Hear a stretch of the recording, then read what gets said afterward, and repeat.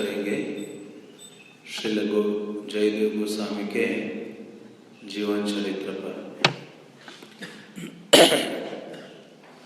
तो आज श्रील जयदेव गोस्वामी का तिरुभाव तिथि है।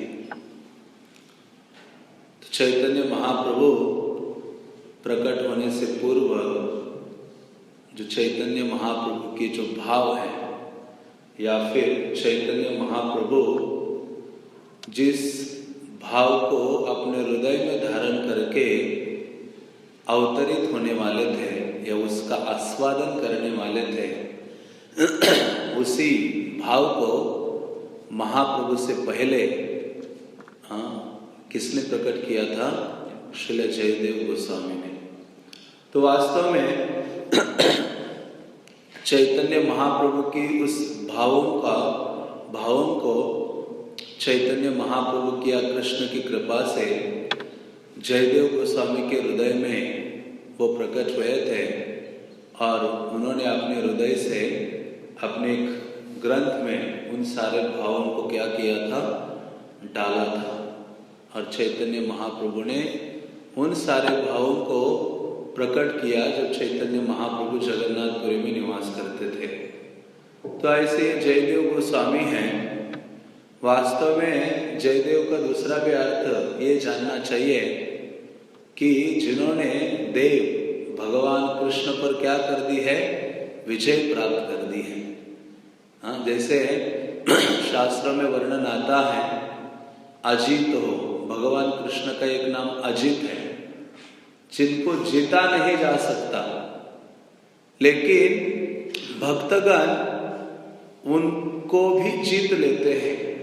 अजीतोपि जीतो हम, कि भगवान के जो भक्त हैं, इतना उनके भक्ति में सामर्थ्य होता है कि वो ऐसे अजित भगवान को भी क्या करते हैं?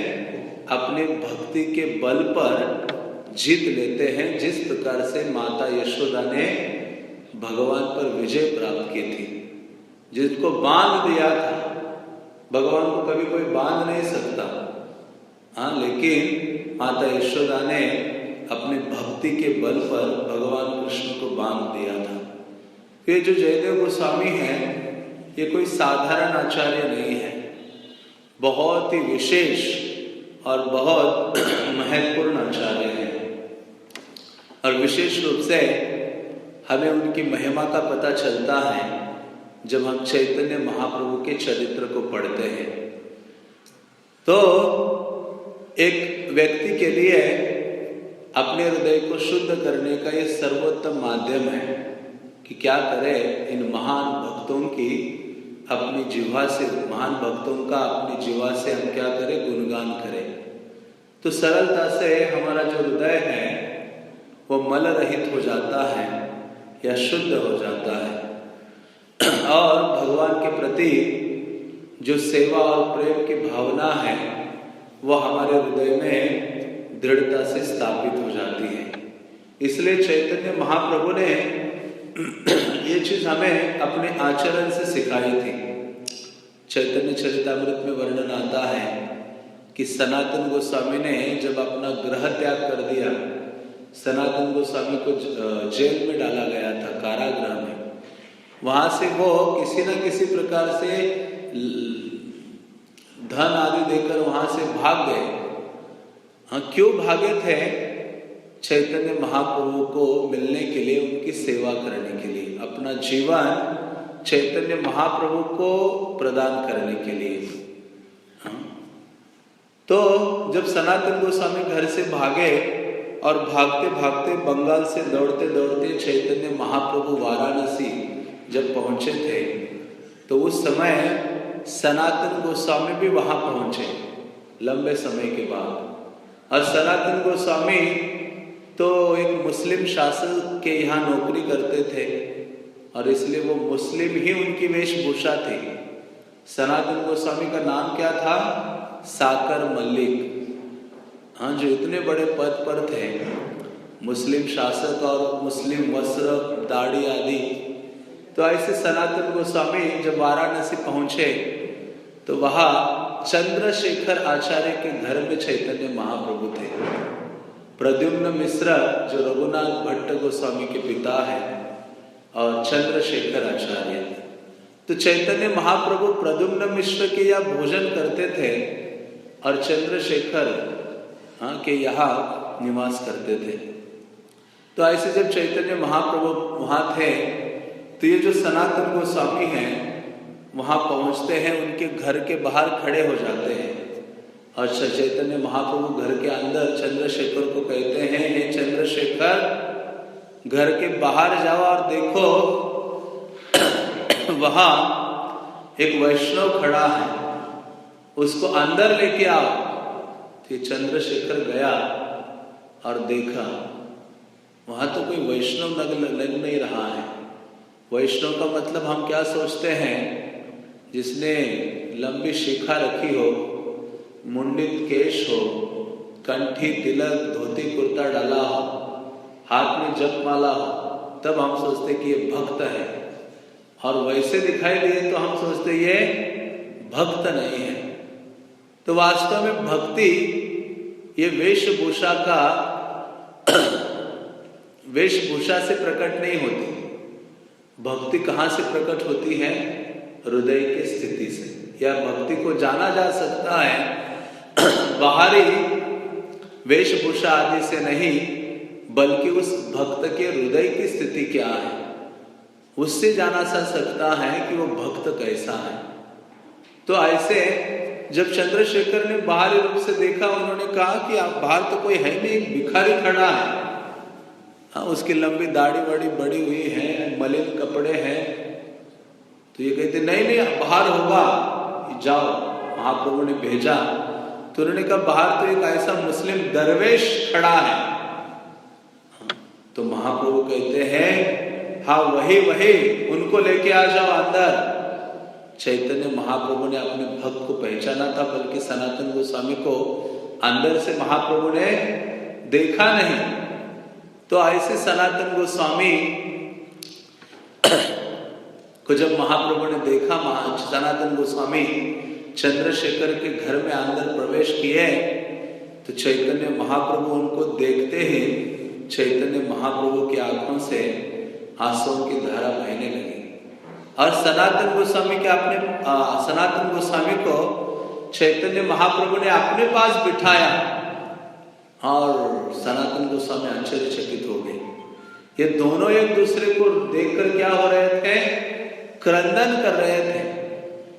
तो प्रभुपाद कहा करते हैं कि कभी भी किसी भक्त को बाहरी दृष्टि से क्या करना नहीं चाहिए, हमें जज नहीं करना चाहिए। वैष्णवेर क्रिया मुद्रा विज्ञ ना भुजाय। वैष्णव के जो कार्यकलाप हैं, बड़े से बड़े विज्ञ विद्वान लोग भी उनको समझ नहीं सकते, भ्रमित हो जाते हैं।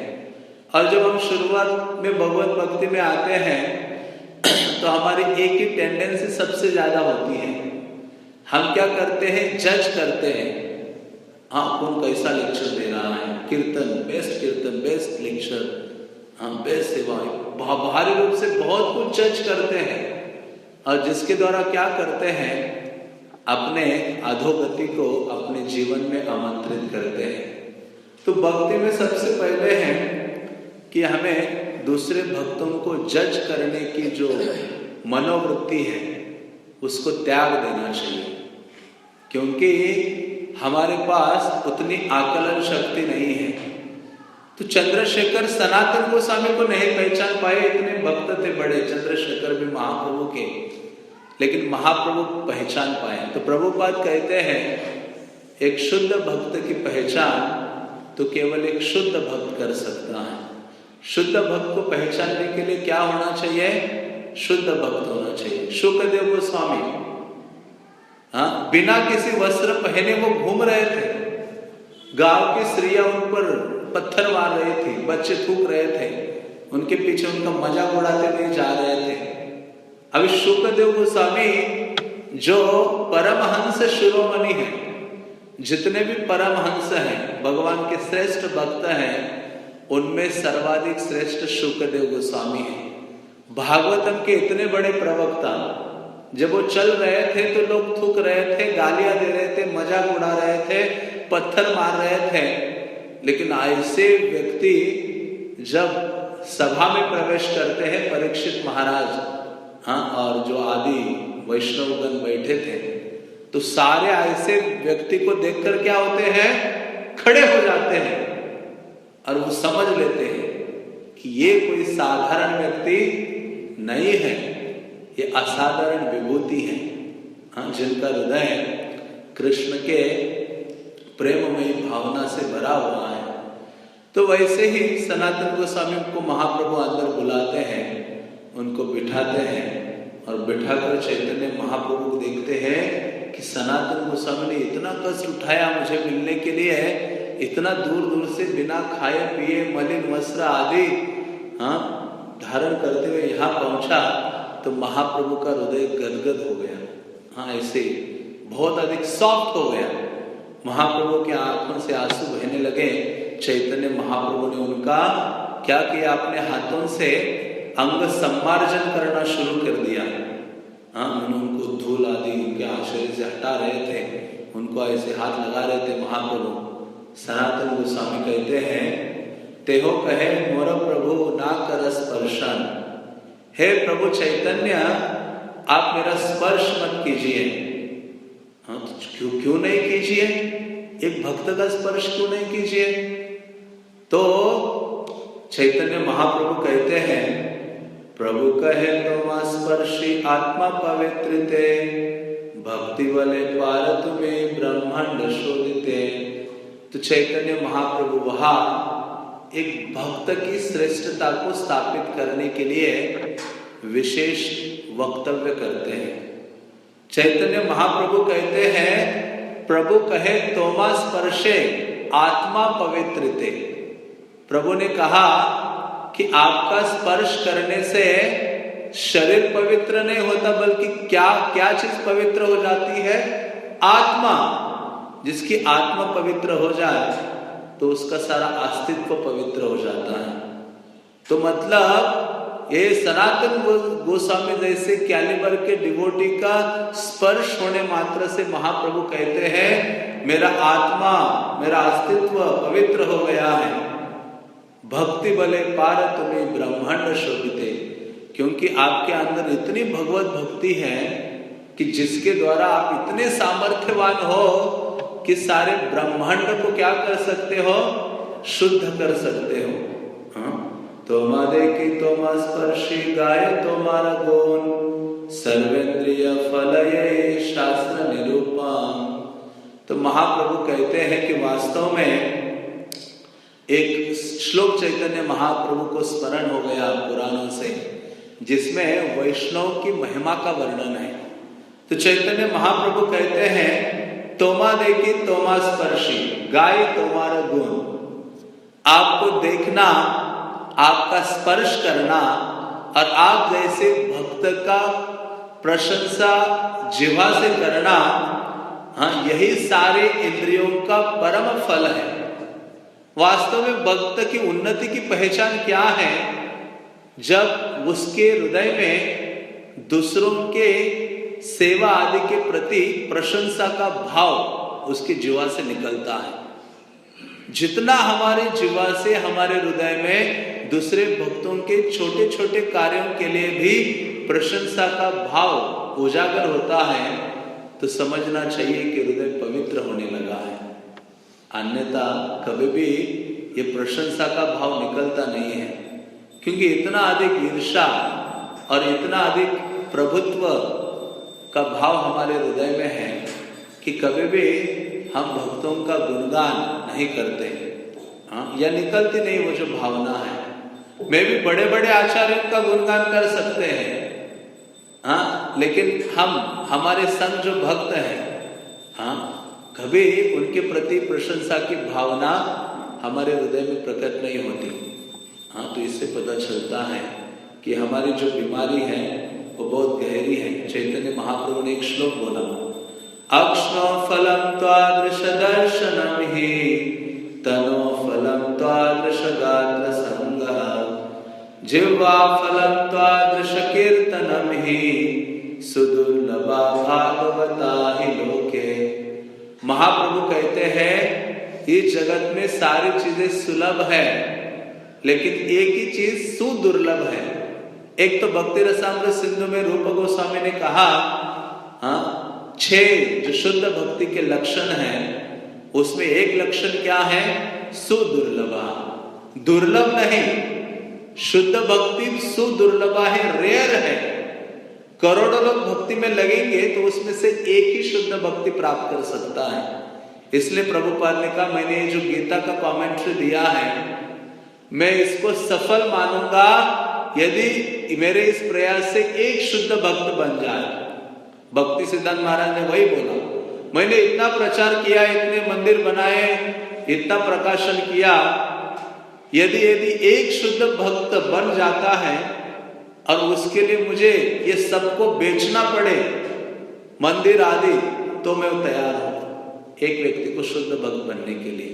तो सोच सकते हैं भक्ति कोई खेल नहीं है, साधारण चीज नहीं है। तो महाप्रभु कहते हैं कि संसार में जो भागवत भक्त है, भागने वाला भक्त नहीं, हम सब चीजों से भागते हैं। भागवतम क्लास से भागते हैं, मंगल आरती से भागते हैं, जपा से भागते हैं, भक्तों के संग से भागते हैं, सेवा से भागते हैं, प्रसाद से कभी कभी भागते हैं। तो लेकिन वो है भागवत भक्त, और हम सब कौन से भक्त हैं? भागने वाले भक्त, कृष्ण की ओर नहीं, माया की ओर। तो वहां महाप्रभु कहते हैं कि सुदुर्लभा ही भागवता लोके, इस लोक में, इस संसार में भागवत शुद्ध भक्त को प्राप्त करना बहुत दुर्लभ है। और जो व्यक्ति अपने जीवा से ऐसे भक्त का गुणगान करता है, तो वास्तव में उसकी जीवा होने का ये सर्वश्रेष्ठ फल है। महाप्रभु कहते हैं, आंखों का सर्वश्रेष्ठ फल क्या है? ऐसे शुद्ध भक्त का दर्शन करना। और शरीर का स्पर्श क्या, लाभ क्या है? उनका स्पर्श करना। जीवा का लाभ क्या है? उनका गुणगान करना। तो इस प्रकार से चैतन्य महाप्रभु कहते हैं, एत कहे प्रभु सुन सनातन, कृष्ण बड़ा दयामय पतित पावन। महाप्रभु ने कहा, सनातन सुनो, कृष्ण बहुत दयाशील है और वो बहुत पतित पावन है। तुम महारौरव नरक में गिरे हुए थे, एक महान गड्ढे में गिरे थे तुम, तुम्हारे भाई, और तुम्हारे ऊपर दया दिखाई किसने? कृष्ण ने। उस महारौरव नरक से तुम दोनों का उद्धार कर दिया है। तो सनातन गोस्वामी रोने लगे ये वचन सुनकर। सनातन गोस्वामी ने कहा, मैं तो कृष्ण को जानता नहीं कि कृष्ण ने मेरा उद्धार किया है, मैं किसको जानता हूं? आपको जानता हूं। उसी प्रकार से हमारे जीवन में हमें कृष्ण पता नहीं है, हमें कौन पता है? श्रील प्रभुपाद, जिनके संपर्क में हम आए, चाहे उनके भक्तों के, मंदिर के या फिर ग्रंथों के संपर्क में आए, और हम शुद्ध होने की जो प्रोसेस है उसमें लग गए। तो इस प्रकार से शास्त्र कहते हैं कि एक भक्त की महिमा है, एशाम संस्मरणात् पुंसा सद्यः शुद्धन्ति वैग्रहा। जब परीक्षित महाराज ने शुकदेव गोस्वामी को देखा तो उनके मुख से ये शब्द निकले थे पहले कि क्या कहूं है शुकदेव गोस्वामी, एशाम संस्मरणात् पुंसा। एशाम में आप जैसे भक्त का स्मरण करने मात्र से सद्यः शुद्धन्ति वैग्रहा, स्मरण करने मात्र से घर शुद्ध हो जाता है। तो फिर क्या कहा जाए, आप जैसे भक्त का दर्शन होना, उनका स्पर्श प्राप्त होना, उनके चरणों का अभिषेक करना और उनका आगमन घर में होना, कितनी बड़ी बात है। फिर क्या रह जाएगा शुद्ध होने में? यदि उनका स्मरण इतना प्रभावशाली है, इसके ऊपर नरोत्तम दास ठाकुर का अमेजिंग पास टाइम है। गुरु का स्मरण या वैष्णव का स्मरण कितना शक्तिशाली है। तो इस प्रकार से कभी भी आलसी नहीं होना चाहिए, भक्तों की प्रशंसा करने के लिए और वैष्णवों का अपने जीवा से गुणगान करने के लिए। कभी कभी तो हम आज इसका तिरुभाव है, चलो ठीक है, चलो एक पेज पढ़ लेते हैं, भाग जाते हैं, फिर अपना कार्य। मतलब इतना मौका मिल रहा है, भगवान प्रसन्न होते हैं जब देखते हैं कि मेरे भक्त की प्रचुर मात्रा में प्रशंसा हो रही है।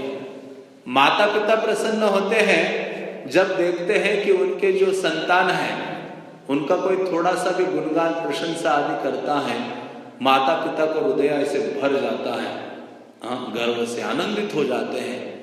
तो उसी प्रकार से कृष्ण आनंदित हो जाते हैं जब वो देखते हैं कि उनसे भी अधिक उनके भक्त का गुणगान हो रहा है।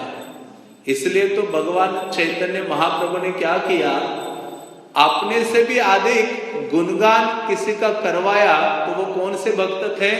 श्रील प्रभुपाद।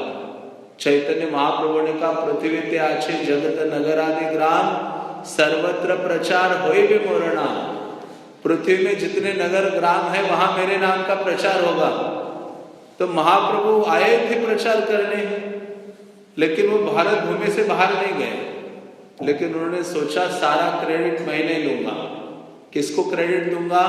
मेरे भक्त को दूंगा। मेरे भक्त ने मुझसे भी बड़ा काम करके दिखाया। ये दिखाने के लिए, अपने भक्त की महिमा गुणगान सारे जगत में हो, इसको स्थापित करने के लिए प्रभुपाद से वो कार्य किया। इसलिए चैतन्य महाप्रभु कहते हैं कि मैं तो अवतरित हुआ हूं खड़ग तलवार, संकीर्तन रूपी तलवार हाथ में लेकर। चैतन्य मंगल में वो कहते हैं, और मैं क्या करूंगा, सबके गले काट दूंगा लोगों के, मतलब हृदय का चेंज करूंगा संकीर्तन के द्वारा।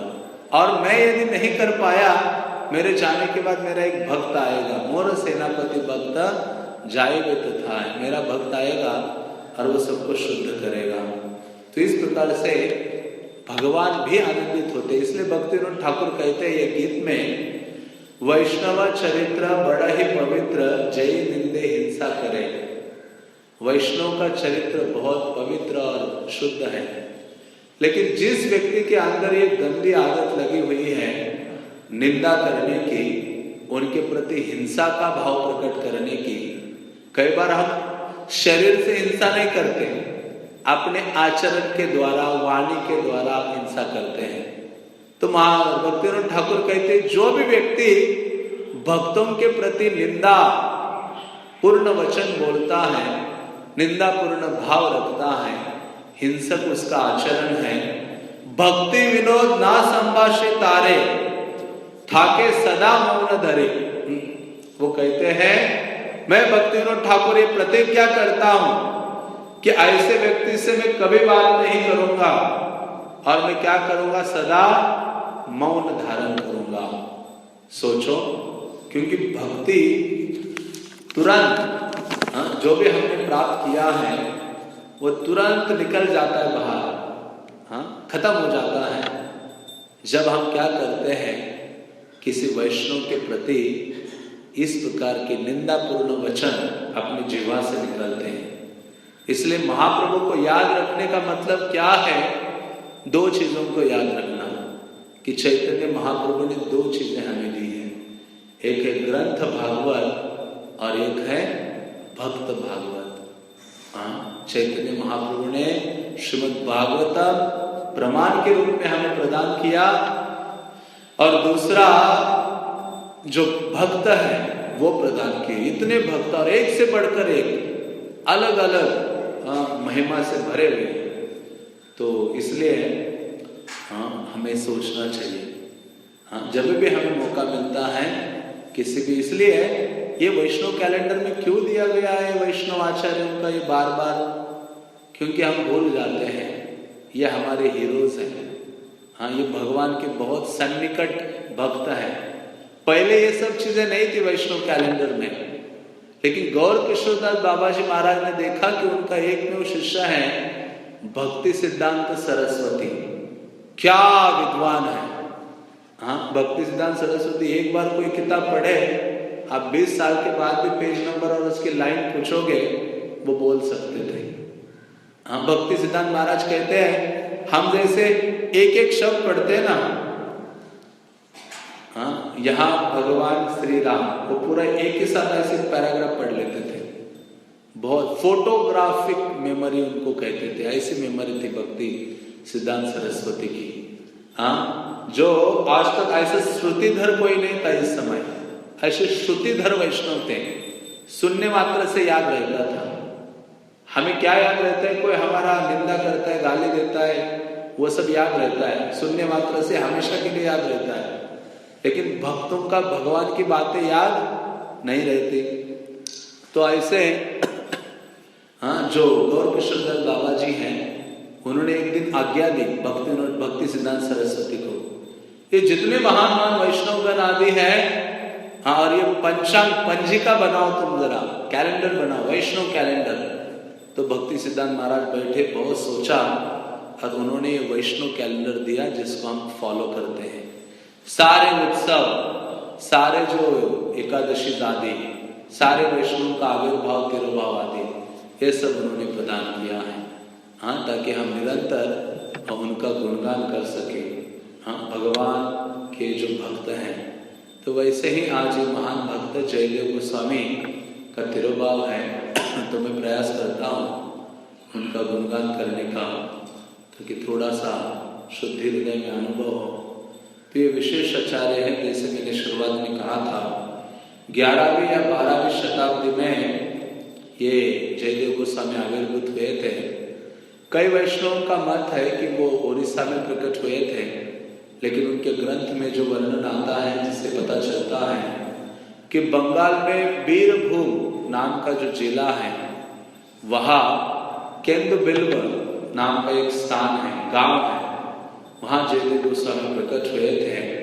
उनके पिता का नाम था श्री भोजदेव और माता का नाम था वामा देवी। तो बचपन से ही माता पिता चले जाते हैं, अप्रकट हो जाते हैं। तो उनके देहांत के बाद इनके घर के सामने एक तालाब होता था, एक रिवर थी, नदी थी, कहते हैं अजय नाम की नदी, जिसमें जयदेव गोस्वामी स्नान करने के लिए गए। स्नान करते करते उनके हाथ में एक विग्रह लगे, और वह विग्रह कौन से थे? राधा माधव के विग्रह। तो राधा माधव के विग्रह जैसे उनको मिले तो वो आनंदित हो जाते हैं, और वो कहने लगते, सोचने लगते हैं कि आज से मेरे जो प्राण हैं वो कौन है? राधा माधव है। भगवान ने भी बोला ना, मदगत प्राणा बोधयन्तः परस्परम। हाँ, मतलब वो श्लोक बड़ा अमेजिंग है भगवद गीता का, कथयन्तश्च मां नित्यम्। तो यहाँ वो कहते हैं कि मेरे प्राण है राधा माधव। और फिर उन्होंने देखा कि अभी गांव में रह के क्या करो, तो वो उनकी आयु इतनी बड़ी नहीं थी, यंग थे। और फिर वहां से वो अपने विग्रह को लेकर जगन्नाथ जी का दर्शन करने के लिए निकलते हैं, जगन्नाथपुरी। और वहां जब वो पहुंचते हैं तो जगन्नाथ मंदिर के अंदर एक वट वृक्ष है। जब सारे जगत का प्रलय हो जाता है तो भगवान बाल गोपाल के रूप में अपना अंगूठा अपने मुंह में डाल के, पांव का, हाँ, क्या करते हैं? उस वट वृक्ष के पत्ते के ऊपर लेटे रहते हैं। और वो वट वृक्ष कहाँ का है? जगन्नाथपुरी का। तो वो वट वृक्ष जिसको कहते हैं अक्षय वट, तो ये जाकर उसके नीचे बैठ गए भगवान का दर्शन करके, और हरे नाम का उच्चारण कर रहे थे, हरे कृष्णा कृष्णा कृष्णा हरे हरे, हरे राम राम राम हरे। जब जयदेव गोस्वामी हरे नाम का उच्चारण कर रहे थे, तो उसी समय एक व्यक्ति जगन्नाथ का दर्शन करने आता है अपने पुत्री के साथ। पहले तो इनका विवाह जब हुआ था इस व्यक्ति का, तो कई दिनों तक संतान नहीं हो रही थी। भगवान को प्रार्थना की एक दिन की, जो भी संतान होगी आपको हम अर्पित करेंगे, पूर्ण रूपेण आपकी सेवा में भेज देंगे। तो उस कालांतर में उनको एक बेटी होती है, और जब विवाह हो जाती है तो उन्होंने बोला, सोचा कि हमने जगन्नाथ जी से वचन दिया था कि जो भी संतान होगी आपके चरणों में, आपकी सेवा में अर्पित करेंगे। तो उस बेटी को लेके जाते हैं, भगवान जगन्नाथ को कहते हैं आज से आपकी सेवा में है, हाँ, ये आपकी संतान है। तो भगवान जगन्नाथ उस व्यक्ति को कहते हैं कि देखो मैं तो क्या करूं मेरी सेवा में, लेकिन मेरे एक भक्त वहां जप कर रहे हैं, जाके ये उनको दे दो, उनसे इनका विवाह करा दो। अभी ये कोई जप नहीं कर रहे थे, हा धनम हा जन्म हा सुंदरी। हाँ, जप किस लिए कर रहे थे? न धनम न जन्म न सुंदरी। तो हम कभी कभी कुछ चीजें चाहिए होती है तो पूरा इंटेंसली जप करते हैं। हाँ, तो अपराध पूर्ण जप का रिजल्ट क्या है? आपकी जो भी इच्छा है वो पूर्ति हो जाएगी, भौतिक सारी चीजें आपके पास होगी। तो यहाँ जब ये व्यक्ति गया और कहा कि देखो हे पुत्री, ये जो युवक है जो हरि नाम कर रहा है यहाँ वट वृक्ष के नीचे, आज से आपका पति है और आज से आप क्या हो? उनकी पुत्री हो। उनका नाम क्या था? पद्मावती था, उनकी पत्नी हो। तो जैसे ही ये कहा और पिता चले गए, इनका कन्यादान समारोह सारा खत्म हो गया। कितना सरल है। नहीं तो पुत्री के विवाह करने के लिए कितने व्यक्ति को सोचना पड़ता है, धन इकट्ठा करना होता है। यहाँ तो जगन्नाथ ने सारे अरेंजमेंट कर दिए। तो यहाँ ये कांपने लगे जगन्नाथ। ये कौन? जयदेव गोस्वामी। जयदेव गोस्वामी कहते हैं कि हे भगवान जगन्नाथ, क्या कर दिया तुमने मेरे जीवन में? तुम तो बहुत सारी स्त्रियों को पत्नी के रूप में रख सकते हो, हजारों हजारों स्त्रियों को, 16,108। आपको कोई प्रॉब्लम नहीं है। मेरे लिए एक स्त्री पहाड़ के समान है, जिसको ढोना मेरे लिए बहुत कठिन है। इससे मुझे मुक्त करा लो। लेकिन भगवान ने कोई उनकी प्रार्थना नहीं सुनी और जयदेव गोस्वामी उनको कहने लगे कि हे, तुम क्या करो, हाँ, मैं तुम्हें मुक्त कर देता हूं, जहां मर्जी जाना है चले जाओ, या जहां छोड़ना है मुझे बताओ, मैं आपको छोड़ के आता हूं। तो पद्मावती कहती है, जीना यहां मरना यहां, मेरा जीवन आप है और मेरी मृत्यु भी आप है। आपकी सेवा के अलावा मैं कहां नहीं जा सकती। आपके चरणों की सेवा ही मेरे जीवन का एकमात्र लक्ष्य है। आपको मैंने अपने हृदय में पति के रूप में, अपने स्वामी के रूप में स्वीकार किया है। तो ये जयदेव गोस्वामी के जीवन में हम भगवान के अलग अलग प्रकार से हम हाथ देख सकते हैं। तो जयदेव गोस्वामी विवाहित हो जाते हैं और वो सोचने लगे कि ये जो गृहस्थ जीवन है वास्तव में बहुत बड़ा बंधन है। तो उनको याद आया श्रीमद् भागवत का श्लोक। एक्चुअली गृहस्थ जीवन कब बंधन नहीं होता, उसके लिए श्रीमद् भागवत के 4 स्कंद में शुकदेव गोस्वामी कहते हैं, हाँ, क्योंकि गृहस्थ की एक कमी क्या है, वो सकाम कर्म के प्रति आसक्त होता है और उसके फलों को भोगने की कामना रखता है।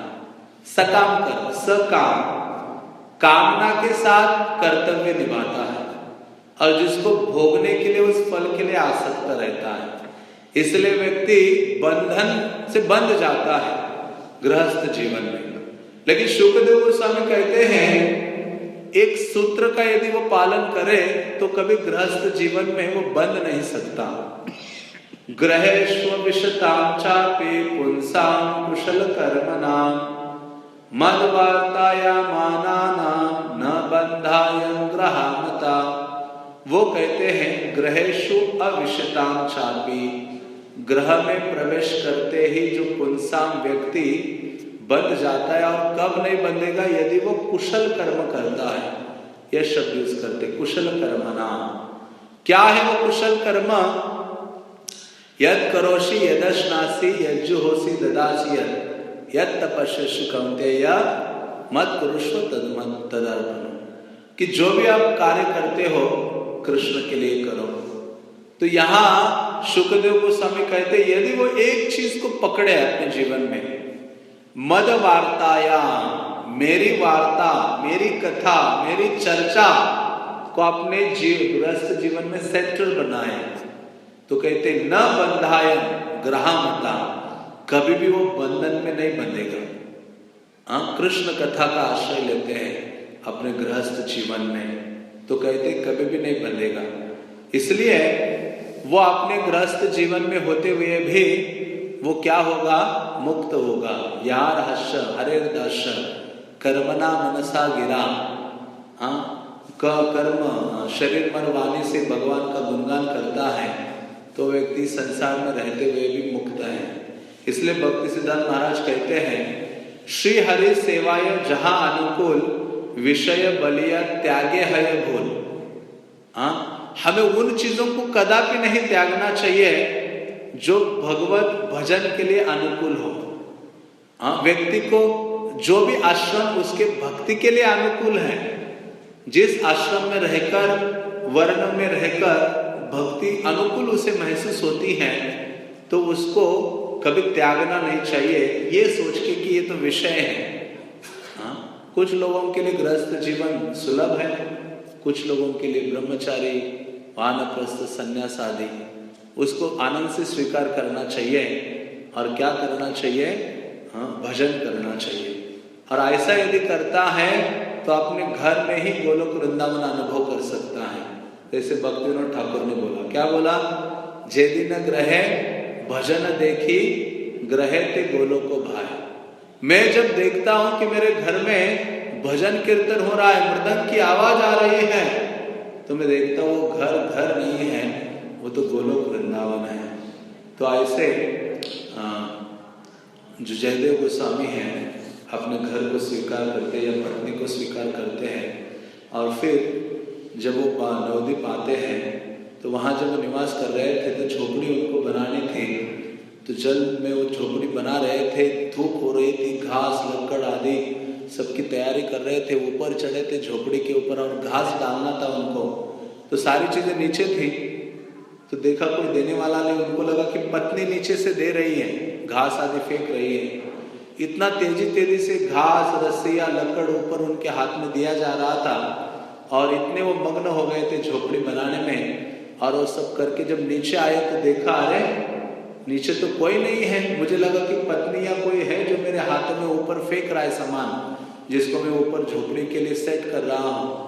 तो उनको पत्नी को पूछा कि तुम थी क्या वहां? तो उन्होंने कहा मैं तो नहीं थी वहां। तो उनको शंका आ गई। वो गए जहां उनके राधा माधव उन्होंने रखे थे, गए राधा माधव को देखा तो सारे जो घास के तिनके हैं, धूल आदि है, वो राधा माधव के शरीर पर, कपड़ों पर, मुंह में लगी हुई है। तो वो समझ गए, रोने लगे जयदेव गोस्वामी कि ये कैसे है राधा माधव। जैसे प्रभुपाद ने राधा माधव जब उच्चारण किया था, पहले क्लास होती तो ये कीर्तन नहीं होता था राधा माधव। कहाँ से इसकी शुरुआत हुई थी? गोरखपुर में।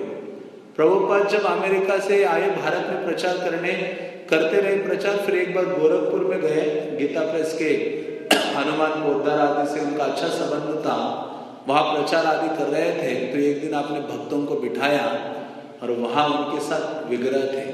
प्रभुपाद ने 3 विग्रह बनवाए थे, 3 राधा कृष्ण की जोड़ी बनवाई थी। एक जोड़ी उन्होंने बर्कले भेजी, एक बोस्टन भेजी, और एक जोड़ी राधा कृष्ण की अपने साथ रखे उनको जहां भी भारत में घूमते थे उनको लेके जाया करते थे और उनको रखते थे स्टेज पे।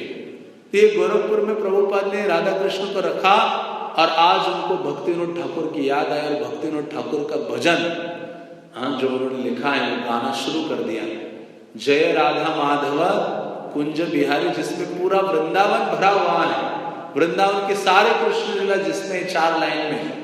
तो ये जैसे उच्चारण किया ना जय राधा माधव, प्रभुपाद की आंख आंसू से डबडबा गए, मतलब भर गए, और प्रभुपाद बिल्कुल स्तब्ध हो गए, रुक गया, वाणी अवरुद्ध हो गया गला, अभी आवाज भी नहीं निकल रही थी, और ऐसे चमकीले आंसुओं के बिंदु प्रभुपाद के आंखों में ऐसे दिख रहे थे। भक्त लोगों ने देखा अभी क्या करें, प्रभुपाद स्तब्ध हो गए, आवाज भी नहीं निकल रही है। तो भक्तों को लगा क्या करना चाहिए। तो प्रभुपाद के भक्त थे, उन्होंने क्या किया, हरि नाम का उच्चारण करना शुरू किया, नाम संकीर्तन किया। तो ये तब प्रभुपाद ने उन विग्रहों का नामकरण किया था राधा माधव।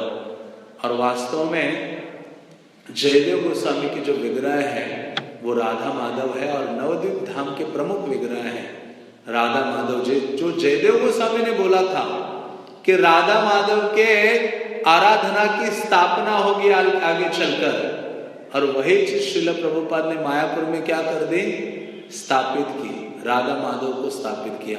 और प्रभुपाद जब कोलकाता आए गोरखपुर से, तो उस राधा माधव को सेवा कर रहे थे। फिर पहला गौर पूर्णिमा फेस्टिवल मनाना था, तो प्रभुपाद उनको ले गए और राधा माधव की सेवा कहाँ शुरू की, छोटे राधा माधव थे, उनकी सेवा वहां मायापुर में शुरू की।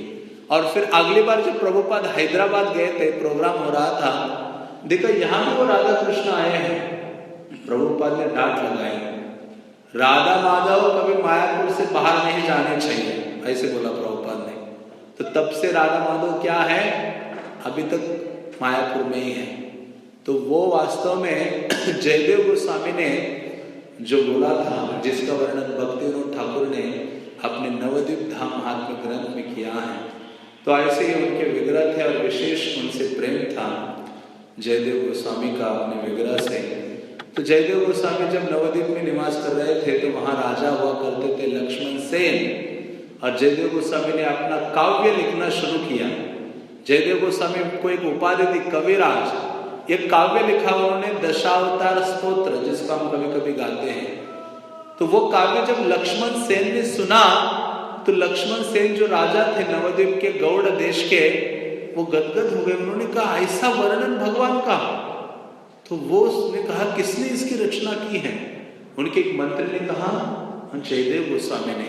जयदेव गोस्वामी महल के निकट ही रहते थे, नदी के पास गंगा के, झोपड़ी बनाकर अपनी पत्नी के साथ। तो वो ये गए उनसे मिलने के लिए। राजा ने अपना वेशभूषा त्यागा और वैष्णव वेश धारण किया और उनसे मिलने गए उनके चरणों में, और उनसे सुना दशावतार स्तोत्र को, फिर से उनसे चर्चा की। और फिर राजा ने प्रकट किया कि मैं तो वैष्णव वेश में आया हूँ, लेकिन मैं गौड़ देश बंगाल का राजा हूँ लक्ष्मण सेन।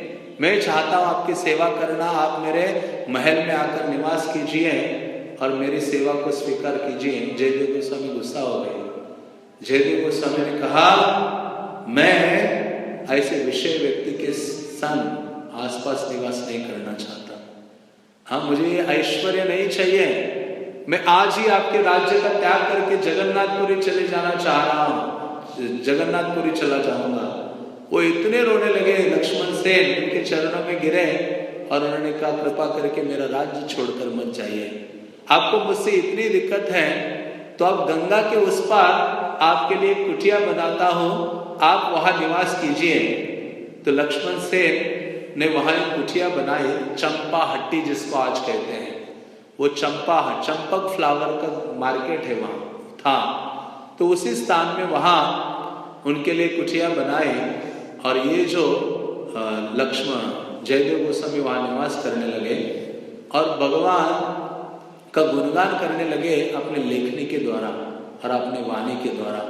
और एक दिन भगवान, क्योंकि चैतन्य महाप्रभु प्रकट नहीं हुए थे, महाप्रभु से लगभग 500 साल पहले जयदेव गोस्वामी अवतरित हुए हैं, महाप्रभु चैतन्य से पहले।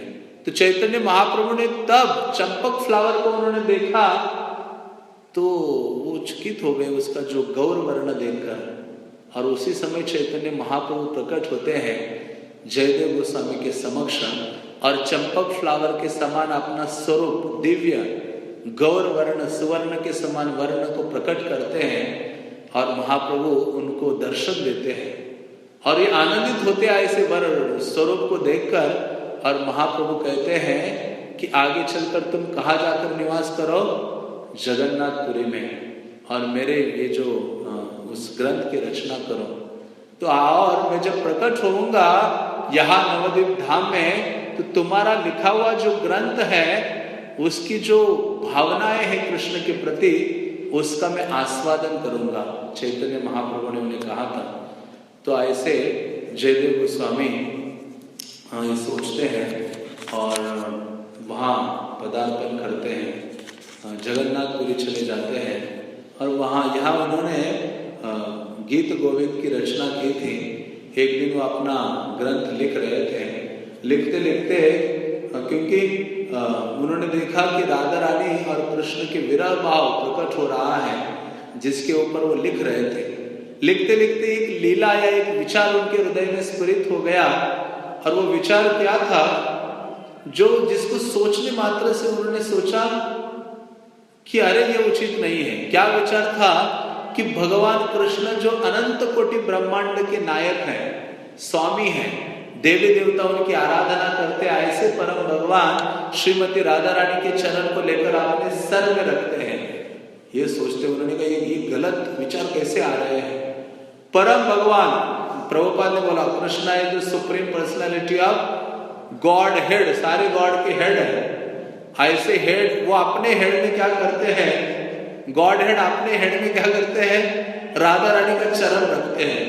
ये सोच के परेशान हो गए। उन्होंने कहा पेन नोटबुक रखता हूँ, भागता हूँ, अभी पहले गंगा में स्नान करके आता हूँ। या ऐसे विचार कहाँ से आ रहे हैं। जयदेव गोस्वामी गए गंगा स्नान करने, और उसी समय भगवान कृष्ण क्या बनकर आए, जयदेव गोस्वामी। 2 बार वो जयदेव गोस्वामी बने थे, आगे और एक भी लीला है।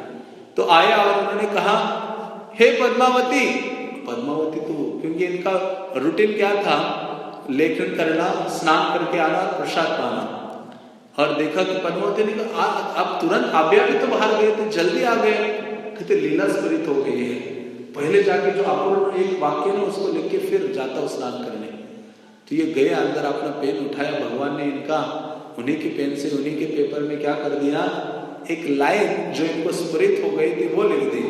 वो क्या थे, स्मर गरलम खंडनम मम शिरसि मंडनम देहि में पद पल्लवम उदारम। हे श्रीमती राधिका, हाँ आप क्या कीजिए, आपके जो चरण कमल है मेरे सर के आभूषण बना दीजिए, हाँ जिसके द्वारा मैं आनंदित हो सकता हूँ, और आपके चरण कमल मेरे सर में रखिए। हाँ तो इस प्रकार से भगवान ने वो लाइन लिखी और कृष्ण चले गए। अब ये ओरिजिनल जयदेव उस समय स्नान करके आगे गमछा बांध के यहाँ घुस रहे थे, तो पत्नी कहती अच्छा अभी तो वो कहते नहीं। फिर भगवान ने क्या किया, वो लिखा और पद्मावती ने उनको प्रसाद खिलाया, खा पीकर भगवान चले गए। और ये ओरिजिनल जयदेव गोस्वामी आकर कहते हैं कि हे पद्मावती बहुत भूख लग रही है, भोजन वगैरह तैयार है ना। कितनी बार खाते हो, अभी तो खा के गए थे। हाँ तो कहते अभी हाँ आप आए थे, अभी भोजन भी किया और आप अपने उस राइटिंग रूम में चले गए थे, वहां कुछ लिख के चले गए।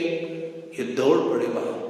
ओरिजिनल जयदेव गोस्वामी ने जाके देखा, वो पन्ना उठाया, देखा कि भगवान ने अपने हैंड राइटिंग में लिख के चले गए। तो वो गदगद होने लगे, अपने पत्नी का इतना गुणगान करने लगे, कहने लगे कि मैं तो पतित आदम हूं। कृष्ण को आपने देखा, कृष्ण को आपने खिलाया, उनकी डायरेक्ट सेवा की है, अहो भाग्य, कहने लगे पद्मावती का। और पद्मावती महान भक्त थे।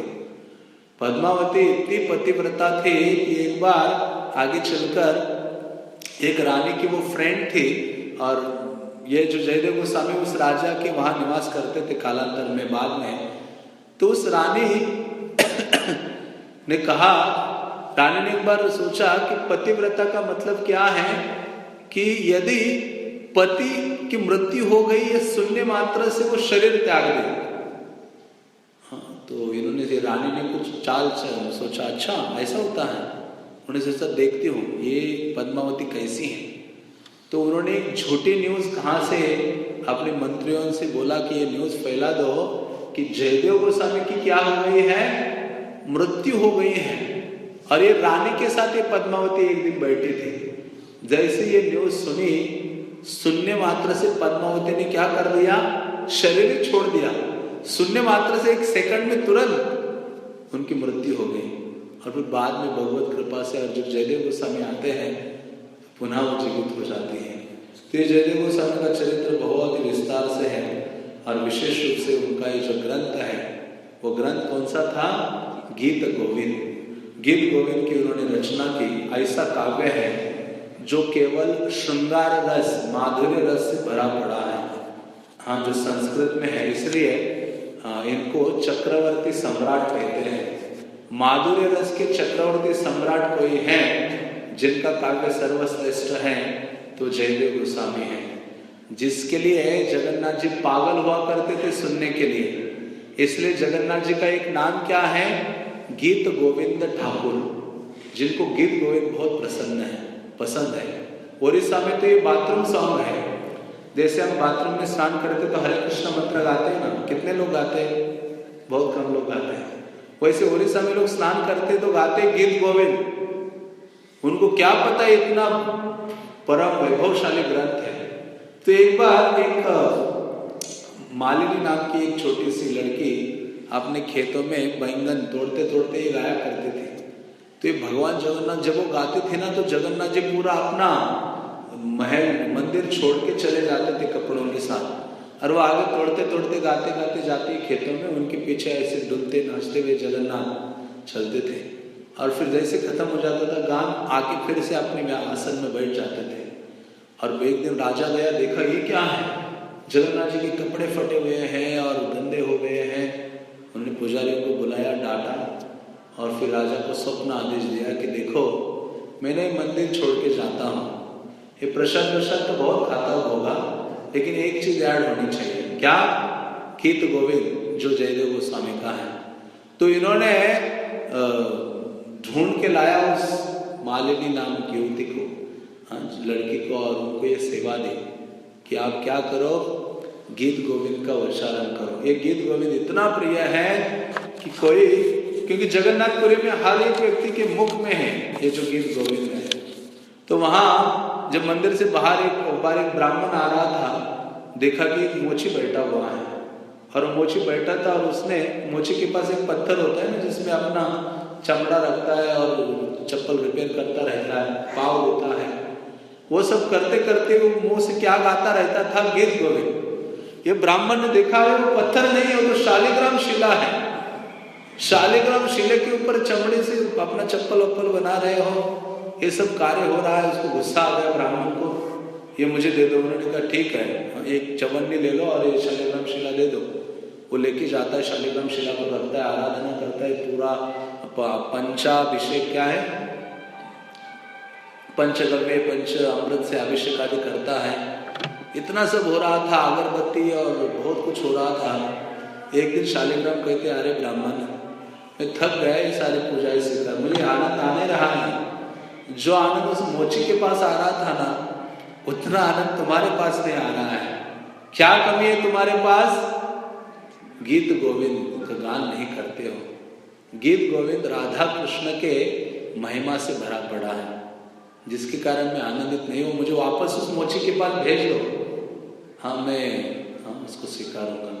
तो ऐसे जगन्नाथपुरी में एक व्यक्ति और भी जो गाता रहता था, एक ब्राह्मण, तो 2 फ्लोर का घर था, नीचे मालिक रहता तो वो गाता रहता था गीत गोविंद, और ऊपर एक मुसलमान रहता था, मुल्तान का आया हुआ था। और वो मुसलमान ये जो गीत गोविंद गाता था इसको बहुत अच्छा लगता था सुनने के लिए, तो सीढ़ियों में आके बैठ जाता था, सुनता रहता। एक दिन वो ब्राह्मण आया बाहर, अच्छा तुम सीढ़ियों में बैठ के क्या सुनते हो? कहते आप जो गाते हैं ना, समझ में आता है संस्कृत? समझ में कुछ नहीं आता, लेकिन अच्छा लगता है। उसने कहा मैं आपको सिखाऊं गीत गोविंद? वो मुस्लिम कहता है हाँ सिखाओ। तो वो सीख जाता है। उन्होंने कहा जब भी गाने के लिए बैठो तो एक आसन रखो। किसके लिए आसन रखो सामने? भगवान के लिए। यत्र गायन्ति मद भक्ता तत्र तिष्ठामि नारद। जहां भी मेरा भक्त मेरा गुणगान करता है वहां मैं होता हूं। तो उन्होंने कहा, उसने मुसलमान ने कहा मैं तो घोड़े पे जाता हूं। तो कहते प्रॉब्लम नहीं, घोड़े पर भी आसन रख दो, भगवान आते हैं वहां सुनने के लिए। तो सही में भगवान आते थे जब ये गान होता है इस महिमा का। तो एक दिन ये भूल गया, मुसलमान घोड़े में बैठा था, भूल गया आसन रखना भगवान के लिए भी। तो देखा गा रहा था, घोड़े पे जा रहा था, देखा नुपुर की आवाज आ रही पीछे से। भगवान कहते अरे तुम आसन लगाना भूल गए तो कोई प्रॉब्लम नहीं है, मैं नाचना और सुनना नहीं भूला हूं। कहते मैं तुम्हारे पीछे पीछे दौड़ रहा हूं। तो ये गीत गोविंद जो जयदेव गोस्वामी से वर्णित है, भगवान कहते मेरे हृदय को ना बांध देता है, मुझे दौड़ाता है, मुझे आनंद देता है। इसलिए चैतन्य महाप्रभु कहा करते थे कि ये जो गीत गोविंद है मुझे सबसे अधिक आनंद प्रदान करता है। तो चैतन्य महाप्रभु भी बहुत अधिक इस दिव्य गीत को सुनते थे और अपना जो भक्ति का जो आस्वादन है हम चैतन्य महाप्रभु किया करते थे। जितने दिन चैतन्य महाप्रभु जगन्नाथपुरी में रहे उतने दिन 5 भक्तों के गीतों को सुना करते थे चैतन्य महाप्रभु। एक था जयदेव गोस्वामी का गीत, दूसरा था चंडीदास का, तीसरा था विद्यापति की पदावली और रामानंद राय का श्लोकास और बिल्व मंगल ठाकुर का कृष्ण करणामृत। तो ऐसे 5 जो वैष्णव थे उनके द्वारा जो लिखित कृष्ण का गुणगान था उसको ये सुना करते थे महाप्रभु और परम आनंद में रहा करते थे। तो इस प्रकार से बहुत कुछ है जयदेव गोस्वामी के बारे में सुनने के लिए, चर्चा करने के लिए, सीखने के लिए। तो हम देख सकते हैं कि कितने अधिक प्रिय थे, उनका लेखनी कितना प्रिय था कृष्ण को भी और चैतन्य महाप्रभु को भी। तो जगन्नाथपुरी के बाद वो अपने विग्रह को लेकर एक दिन वृंदावन चले जाते हैं राधा माधव को और केशी घाट में रहते हैं। और वह केशी घाट में निवास करते हैं। तो उनके पास कोई मंदिर आदि नहीं था, सिंपल केशी घाट में यमुना का जल पीकर निवास करते थे। तो एक धनाढ्य व्यक्ति ने देखा तो उसकी सेवा करने की इच्छा हो गई। उन्होंने, आज भी मंदिर है वहाँ, वो विशाल मंदिर बनाते हैं। हाँ, प्रभुपाद उस मंदिर के पास वाले मंदिर में रहा करते थे, बंसी गोपाल टेम्पल में। तो फिर बाद में जब मुस्लिमों का आक्रमण हुआ तो वही विग्रह राजा मान सिंह कहाँ लेकर जाते हैं? जयपुर ले जाते हैं। आज भी आप जयपुर जाते हो, कनक घाटी में जयदेव गोस्वामी के विग्रह हैं, राधा माधव, जिनके हम दर्शन करते हैं। तो ऐसे जयदेव गोस्वामी का स्मरण करना चाहिए और हो सके तो पर्सनली उनके द्वारा लिखित जो दशावतार स्तोत्र है उसको गाना चाहिए। हाँ, तो उनकी कृपा हमें अनुकूल हो सकती है। हरे कृष्णा कृष्णा कृष्णा हरे हरे, हरे राम राम राम हरे हरे। श्रील जयदेव गोस्वामी तिरुभाव महामहोत्सव की, श्रील प्रभुपाद की, निताय गौर प्रेमानंदे।